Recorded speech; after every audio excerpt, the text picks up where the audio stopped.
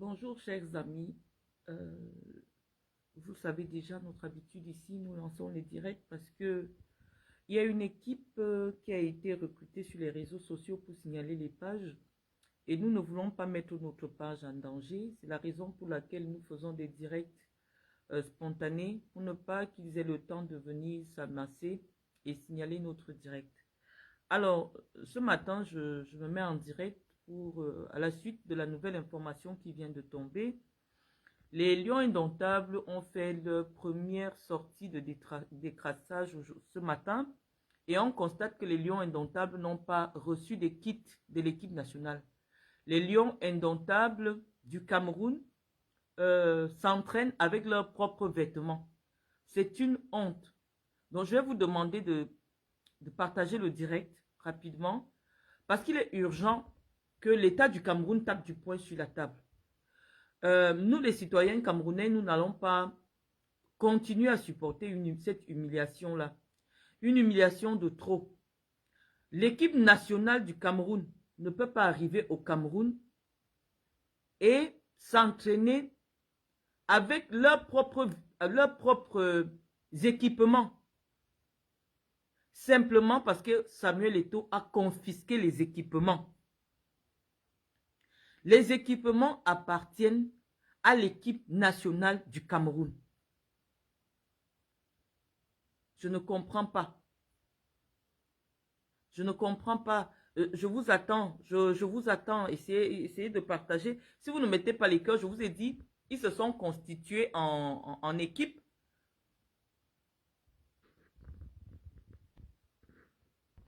Ils se sont constitués en équipe pour signaler les pages. Donc, nous, on va faire maintenant rapidement. On va faire rapidement pour ne pas laisser l'occasion à ceux qui signalent les pages de venir. Donc, je vous expliquais que c'est avec stupeur que je découvre l'image des Lions Indomptables du Cameroun en train de faire une séance de détraçage sans équipement du Cameroun. Donc, on dirait une équipe du quartier. Samuel Eto'o se croit tout permis. Il se croit vraiment tout permis au Cameroun. Et on a dit, on va décrypter toute l'actualité jusqu'à ce matin. Les amis, je vous ai partagé,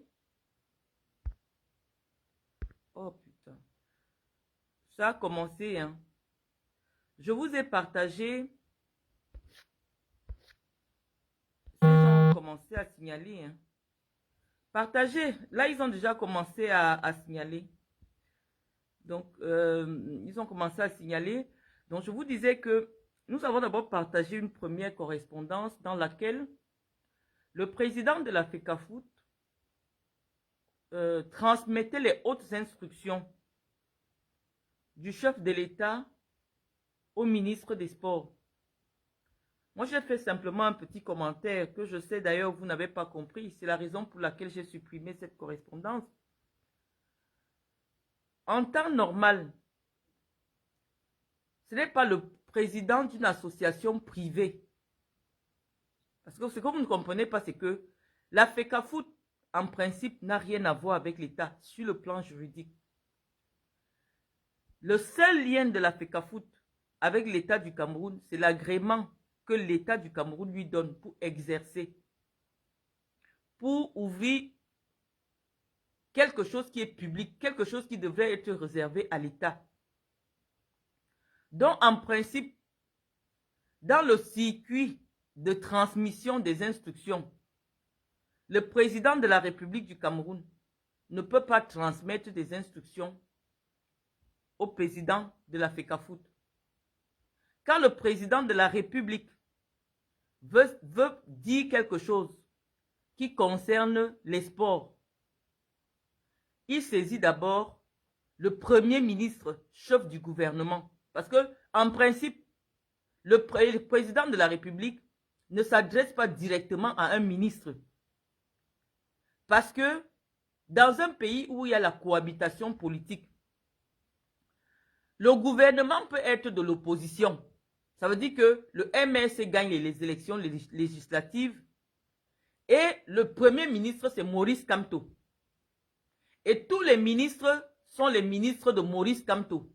Je vous dis que nous, on utilise l'actualité pour vous enseigner le droit. On ne veut pas les fanatiques ici. Je vous explique que il pouvait s'avérer que le gouvernement du Cameroun est un gouvernement de l'opposition et que le premier ministre, c'est Maurice Kamto. Et tous les ministres sont les ministres MRC. Le président de la République, pour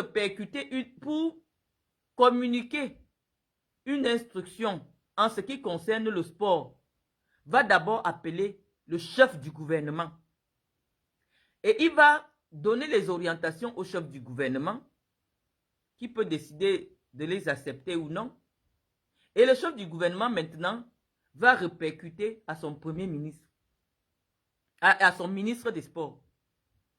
Et maintenant, sur le plan administratif, puisque tout ça ne se fait pas de la bouche, vous savez que l'administration est écrite. Lorsque le président de la République veut s'exprimer administrativement, il s'adresse à son secrétaire général, qui est le coordonnateur de l'administration de la présidence de la République. C'est-à-dire que l'instruction administrative du président de la République, tant qu'elle ne passe pas par le secrétaire général de la présidence de la République, elle n'a aucune valeur. Je vais vous expliquer. Le président de la République peut voir son majordome le matin, quand il mange. Parce que c'est son majordome qui lui sert à manger le matin. Son chef cuisinier. Il lui dit, qu'est-ce qui se passe à la FECAFOOT? Il dit, ah, ça s'est passé comme ça. Il dit, vraiment, il faut que les gens là s'entendent. Hein. Il faut que Eto donne ses noms et le ministre aussi donne ses noms. Ce n'est pas parce que le cuisinier a entendu le président dire cela qu'il va appeler Samuel Eto et dire à Samuel Eto que le président pense que chacun de vous devez accepter une liste mixte entre les personnes nommées. Non, ça n'a aucune valeur administrative. Le commentaire du président, le président peut agir politiquement d'une manière différente de ses convictions personnelles. Les convictions personnelles du président, qu'il les met en privé, n'ont aucune valeur. Le président peut estimer que oui, Samuel a raison. Mais sur le plan politique, le président est lié. Sur le plan administratif, le président est lié. Et comme on connaît le président, que c'est un vieux renard, sachant que sa femme lui fait la pression là-bas et elle ne connaît pas l'administration, il peut finir de dire à sa femme, oui, mais il sait que tant qu'il n'a pas dit Ngongo, voilà où il y a le verrou. Parce que c'est sûr, on a entendu la coépouse de Chantal Biya qui vit avec Achille Emana nous dire ici que Samuel Eto est capable de faire le chantage à Chantal Biya. On ne veut pas encore chercher à savoir pourquoi, mais on a entendu cela. Et cette femme est au Cameroun, elle n'a pas été inquiétée.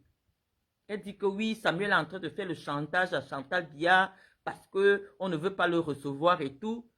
Bon, nous savons que c'est Chantal Biya qui fait la pression à son mari.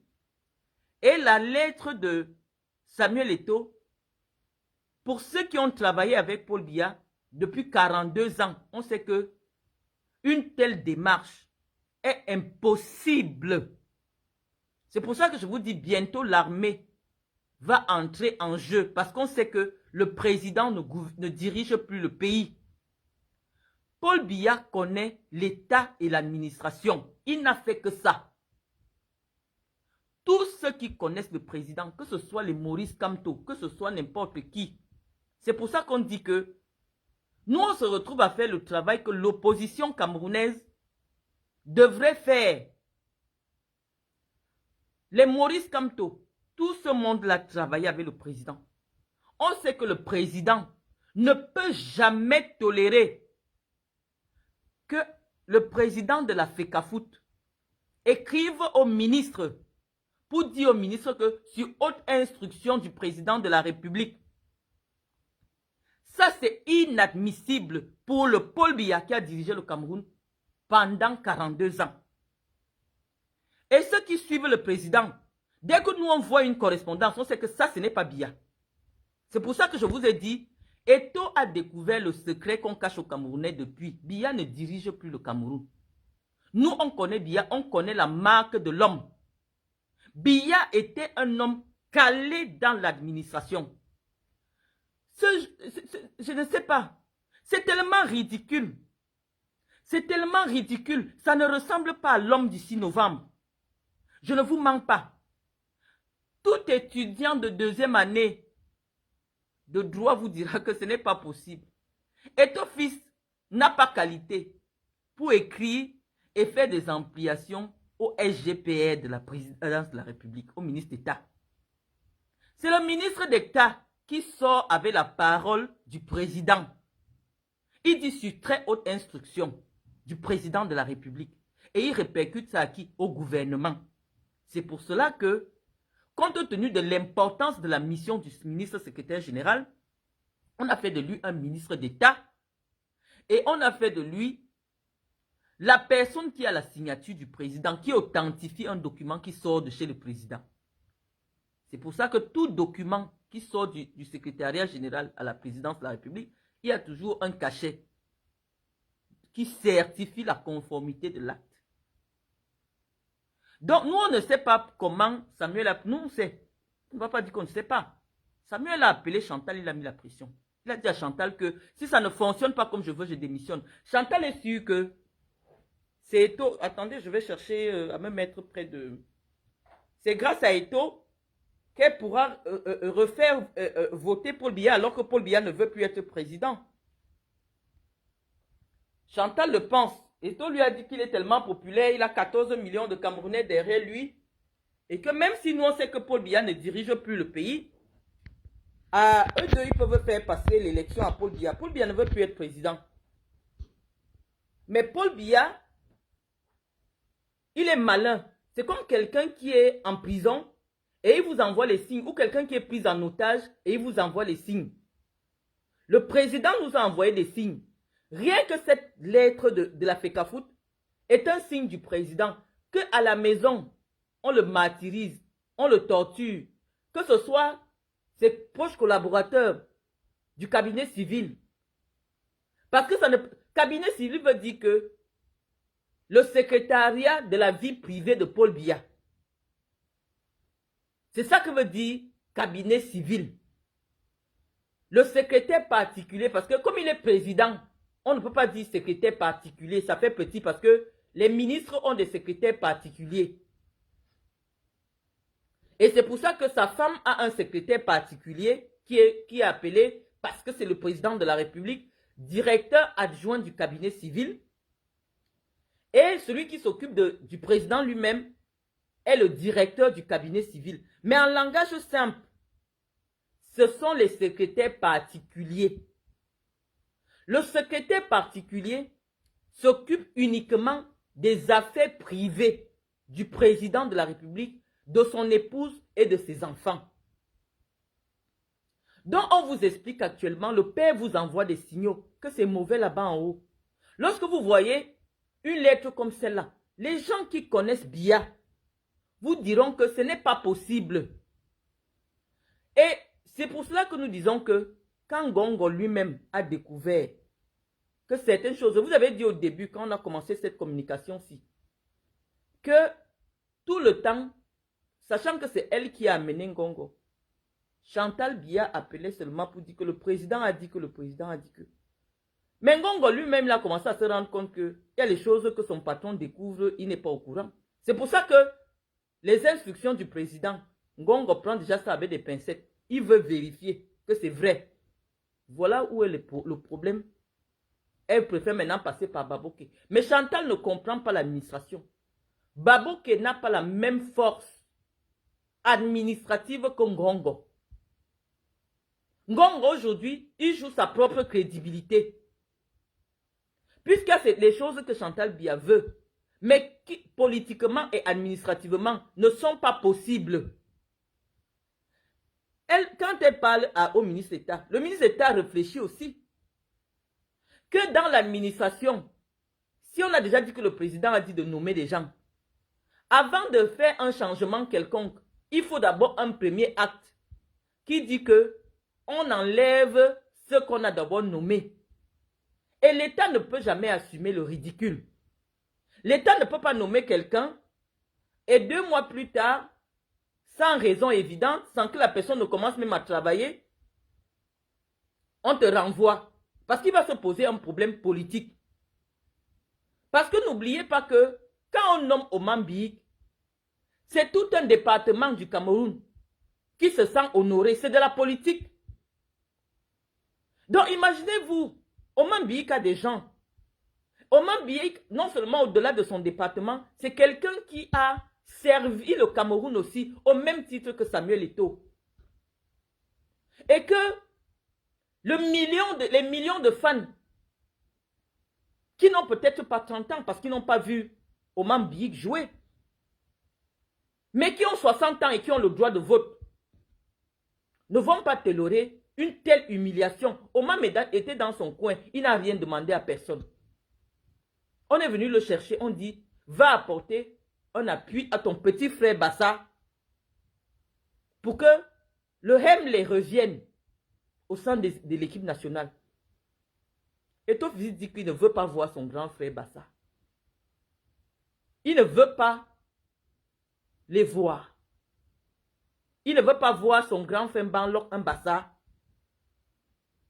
Donc, imaginez-vous, il y a eu des fêtes. Il y a eu des remerciements au chef de l'État. Et un mois plus tard, parce qu'Eto'o ne veut pas, il n'aime pas voir la tête de Banlok, il faut qu'on change. On lui explique que politiquement, administrativement, ce n'est pas possible. Pour qu'un acte qui a été signé par le président de la République change, il faut des actes. Et je vous avais pris un exemple en ce qui concerne la représentation du chef de l'État aux obsèques du père d'Eto'o. Quand Biya était président au Cameroun, ça ne se passe pas parce que le président de la République n'est pas président de la République dans la vie privée, dans les choses privées. Lorsque quelqu'un a son deuil privé qui ne concerne en rien l'État du Cameroun, on ne comprend pas pourquoi Paul Biya doit être représenté en tant que chef de l'État. Mais comme il fallait que Chantal Biya fasse honneur à Eto'o, elle fait représenter le chef de l'État dans un deuil privé.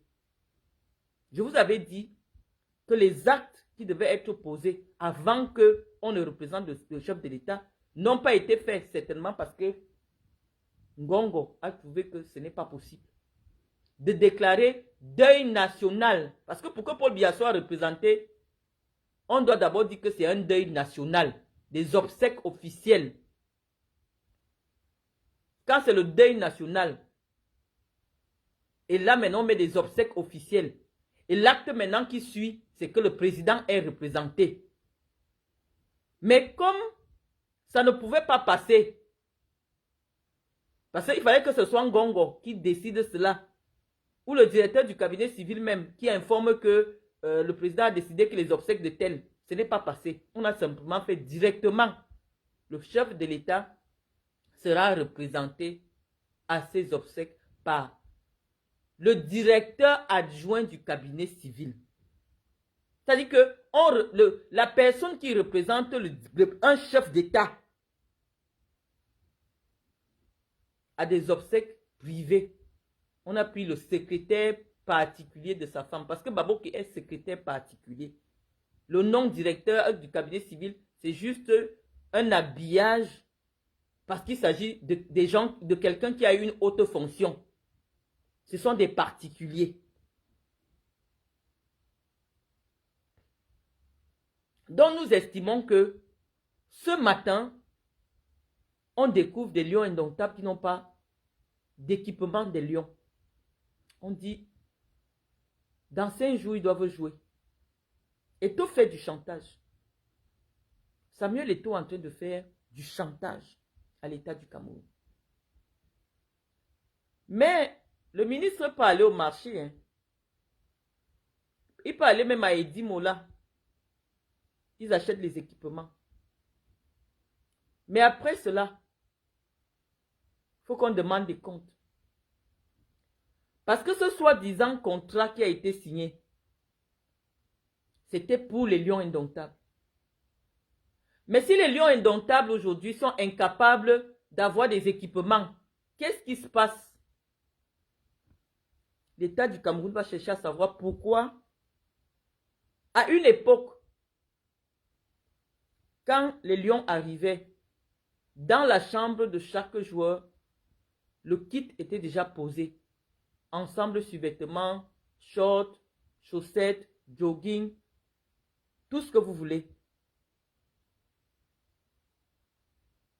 Mais, ce matin,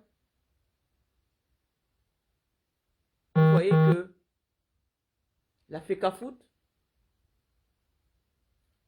pense que si l'État ne veut pas respecter la volonté de son président, même les équipements des lions, les lions n'auront pas. Nous disons que ça fait trop. Le président veut déjà aller se reposer. Le président n'a plus la main. Mais un État ne peut pas fonctionner comme ça. Les institutions, la Constitution du Cameroun a prévu des mécanismes pour permettre à l'État de continuer à fonctionner. Nous devons massivement demander à Paul Biya, pendant le match de Lyon, d'aller se reposer. Le président veut déjà aller se reposer.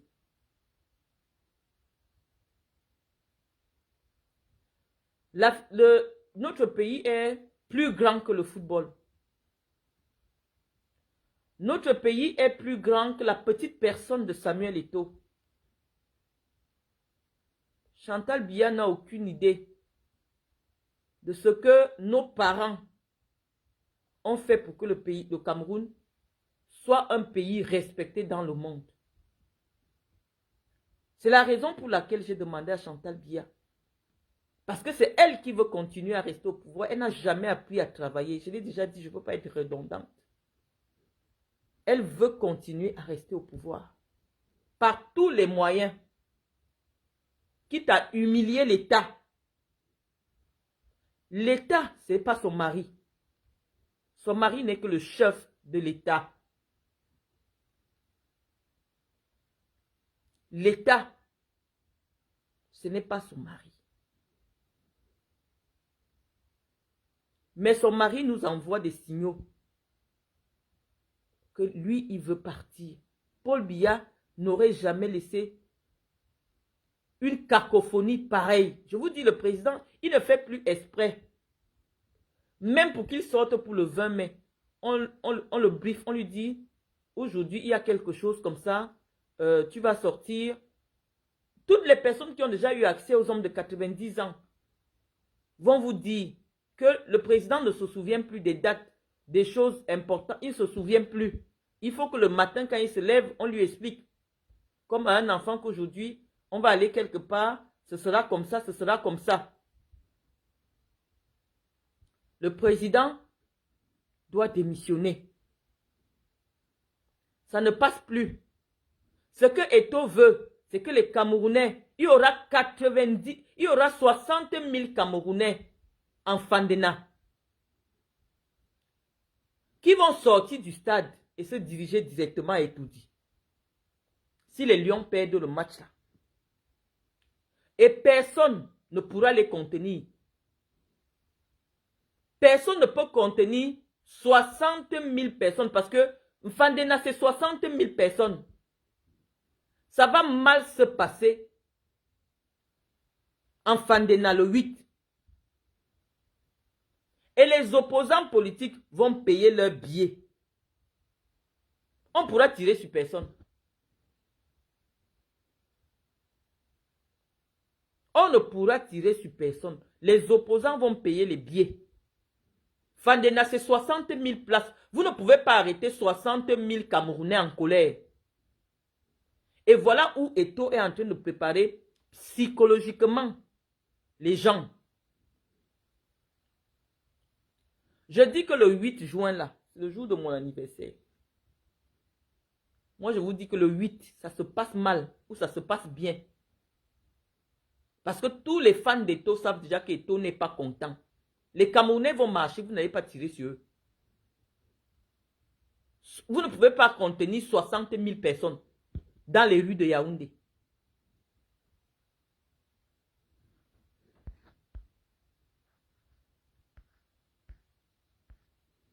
Ceux qui recherchent la cohérence, quittez mon direct.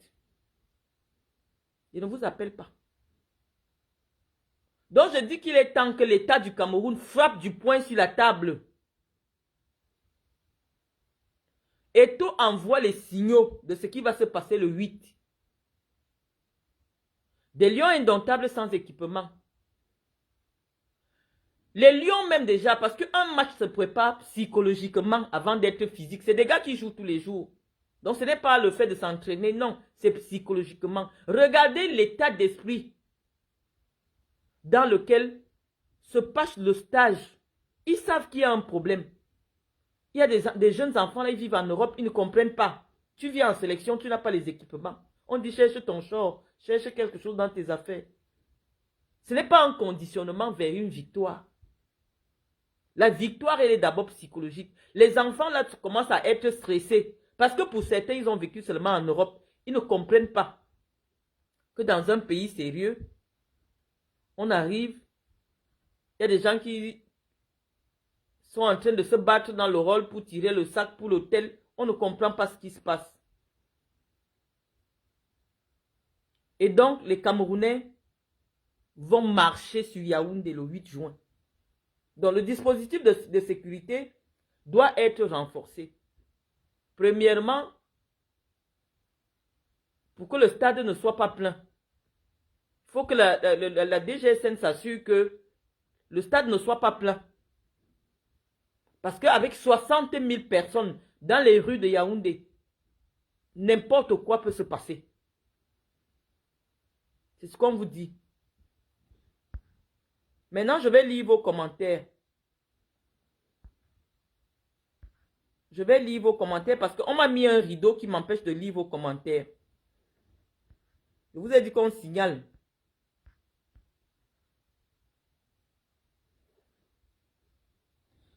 Lena Nyadjo me dit, tu sais que l'État s'est fait représenter plusieurs fois dans des deuils de particuliers.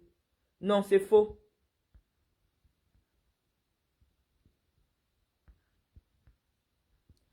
Je veux voir les commentaires.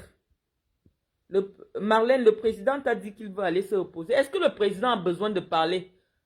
Est-ce que vous n'avez pas lu toute une thèse de doctorat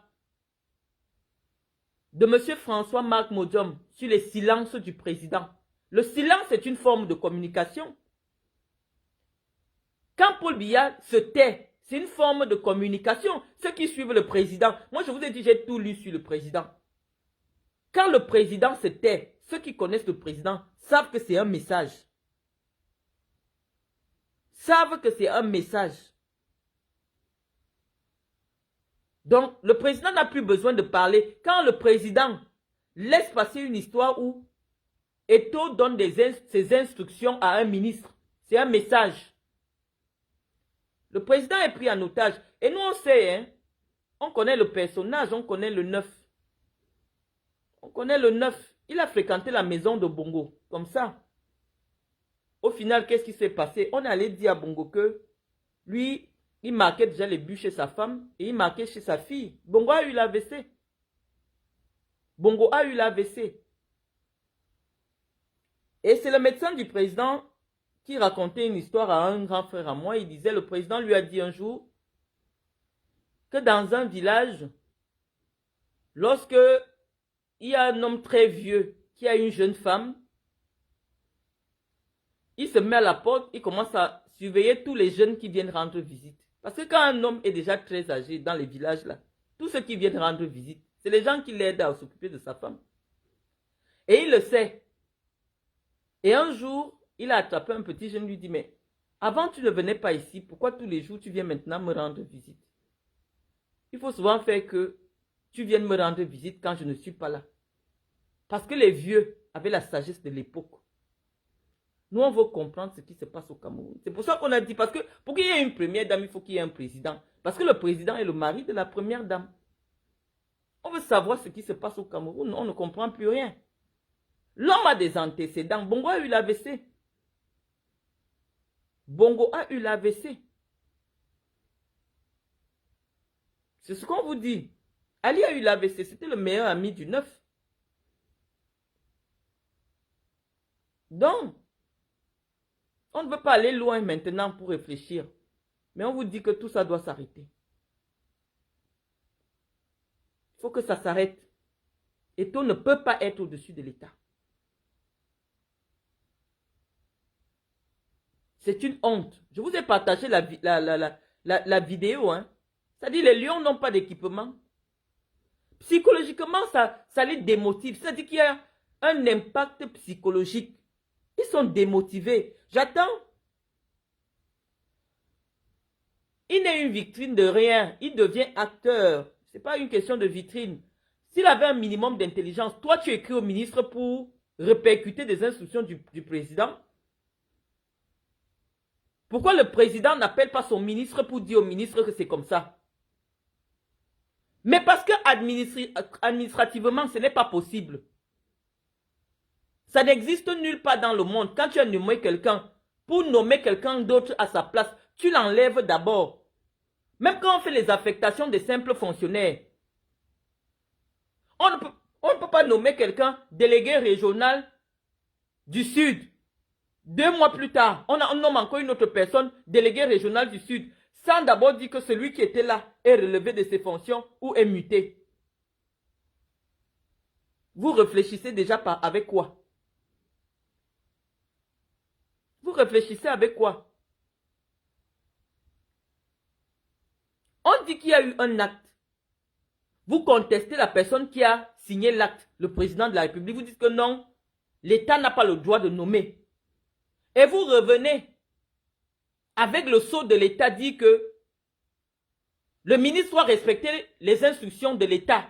Alors que le ministre représente l'État. Où est la cohérence intellectuelle?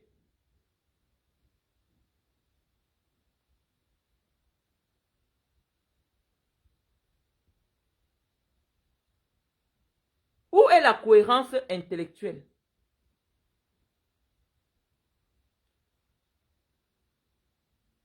C'est ça qu'on essaie de vous demander. On dit que le président pouvait même décider de changer. Mais ce qu'il allait faire, c'était de relever les autres de leurs fonctions ou de compléter. De faire un avenant à sa décision, de compléter la décision. En mettant les adjoints, adjoint numéro 1, adjoint numéro 2. Mais l'acte devait suivre le même chemin pour avoir la même force. Ça veut dire que si Eto était vraiment fort, il allait faire que Ngongo dise encore que sur très haute instruction, le président demande qui est désormais 10 adjoints. Et là, les décisions d'Eto allaient prendre acte. Mais comme Eto vient avec une autre voix, les instructions par WhatsApp du cabinet civil, on lui dit que ça n'a pas de... Ça, administrativement, même si tu parles sur Facebook vidéo avec Paul Biya, encore qu'aujourd'hui on sait qu'avec l'IA, on peut créer le visage de Paul Biya et te faire parler sur WhatsApp avec Paul Biya, alors que ce n'est pas Paul Biya. On dit que même si c'est sur WhatsApp comme ça en vidéo que tu parles avec Paul Biya, tant que ce n'est pas Ngongo qui dit, ce n'est pas un abus. C'est l'administration de la présidence qui dit cela. Le chauffeur de Paul Biya ne peut pas te dire que dans la voiture, le patron a dit que vraiment la Fikafoutou devait... Non, le chauffeur de Paul Biya n'a pas le poids de Ngongo. Le majordome de Paul Biya n'a pas le poids de Ngongo. Donc, Eto appelle Ngongo et transmette les instructions en Ngongo. S'il a le pouvoir, ou que Chantal Biya appelle Ngongo et lui dise que le président a dit ceci.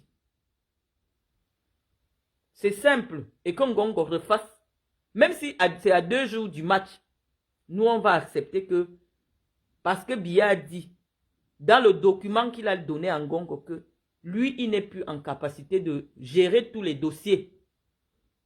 C'est ce que veut dire le papier que Paul Biya a signé en Ngongo.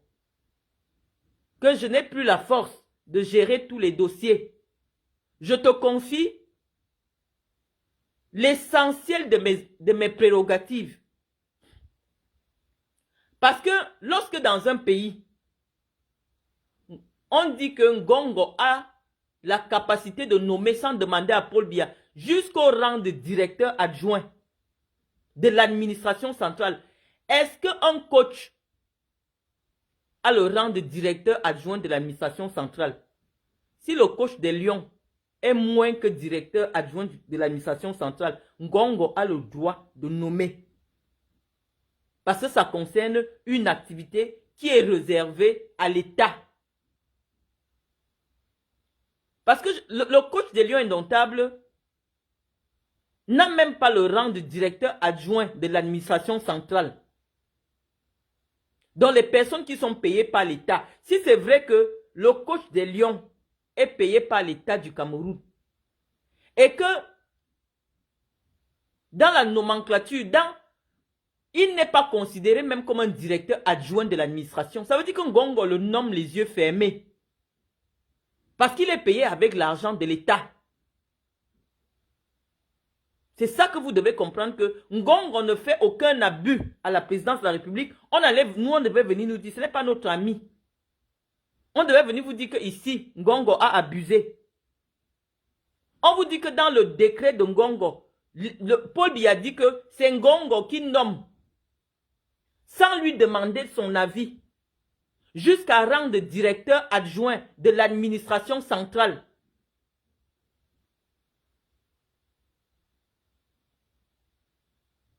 Et c'est pour ça que je vous explique que nous, on lit les signaux parce qu'on s'intéresse à ces choses-là. On sait que le président ne veut plus être là. Le président est pris en otage. Que celui qui veut être président de la République pose sa candidature. Nous allons voir. Biya ne veut plus être président. Biya, non seulement il ne veut plus, mais il ne peut plus. Il ne peut plus. L'homme est fini. Vous voulez qu'il vous dise quoi?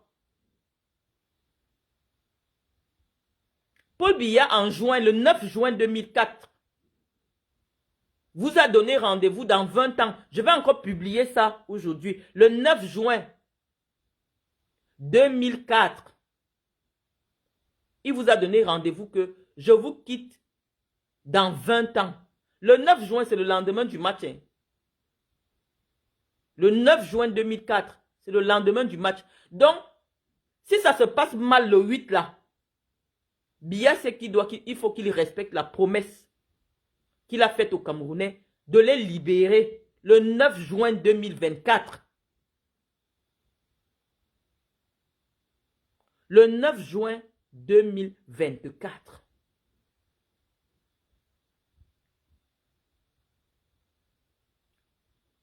Donc les amis, je ne sais pas, comme je vous ai dit.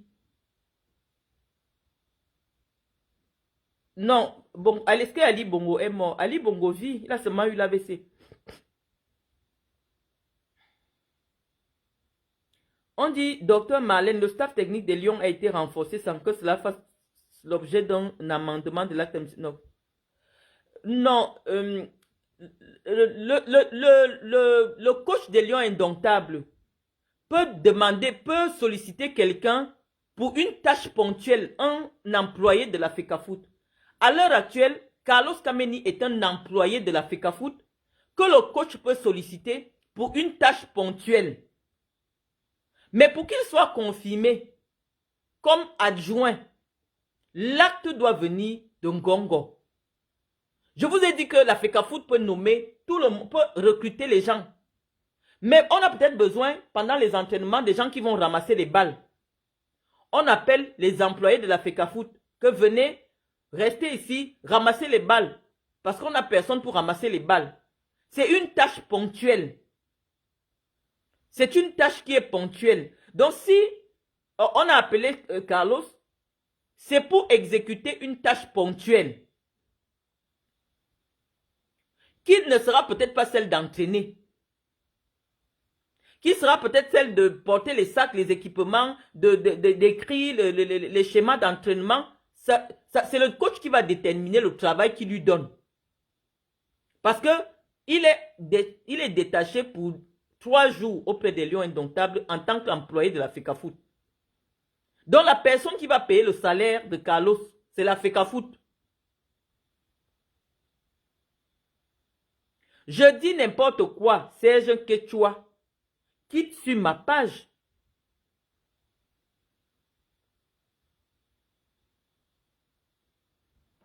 Je vous ai dit qu'ils m'ont mis un bandeau qui m'empêche de voir ce que vous dites. Donc, c'est les questions qui tombent là. Voilà ça, Gisèle Evelyne Cortésil. Il est entré dans l'intimité du président et maintenant il fait du chantage. Mais nous, on lui dit que l'État est plus fort que lui. L'État du Cameroun est plus fort que Samuel Eto'o. On attend jusqu'à demain. Il n'y a pas les équipements. L'État ira et dit, moi, acheter les équipements.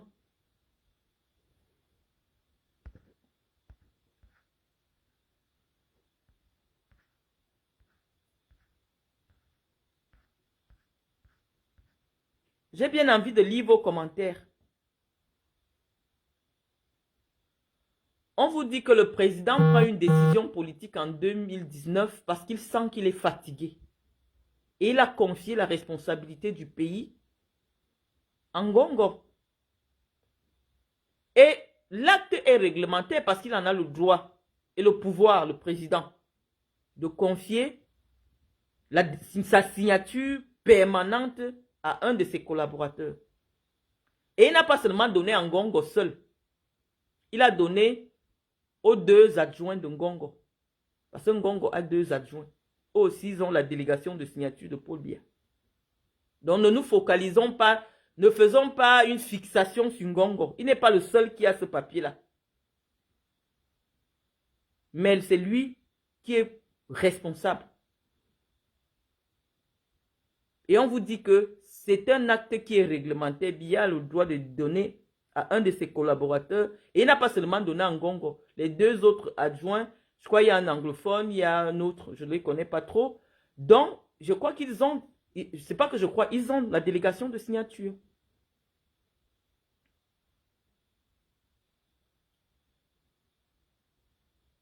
C'est ça que vous devez comprendre, les amis.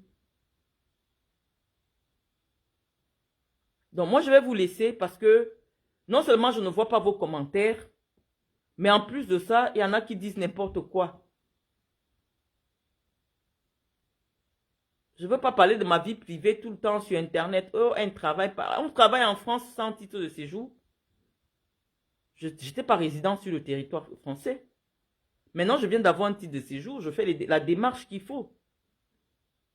Je suis même libre de rester chez moi. Mais mon niveau de vie ne me permet pas de vivre des aides sociales. Je n'ai droit à rien. J'ai un seul enfant mineur. En France, un seul enfant mineur, tu n'as pas les allocations familiales. Il faut 2 enfants mineurs. Je n'ai pas le droit au RSA parce que je n'ai pas... Non, je n'ai pas le droit au RSA. Donc, je n'ai pas besoin de vous enseigner gratuitement tout le temps. Vous vivez au Cameroun, vous dites des choses sur les gens. Donc, les amis, ne restons pas longtemps. Je voulais seulement pour vous appeler que alerte, alerte, alerte maximale. Samuel Eto'o veut mettre les Camerounais dans la rue le 8 juin. Et il envoie des signaux. De la même manière que Paul Biya nous envoie les signaux à nous, Eto'o aussi envoie des signaux. Quand les Camerounais voient les lions sans les équipements des lions, on sait que c'est mauvais. Les Camerounais vont se fâcher le 8 juin.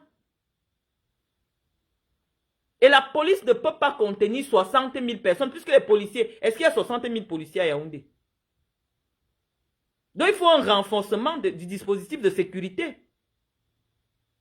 Que ça se joue même à guichet fermé, les gens n'entrent pas au stade. Parce que dès que les gars vont sortir en Fandenala pour descendre en Loncac, c'est pour se retrouver à Etoudi une fois.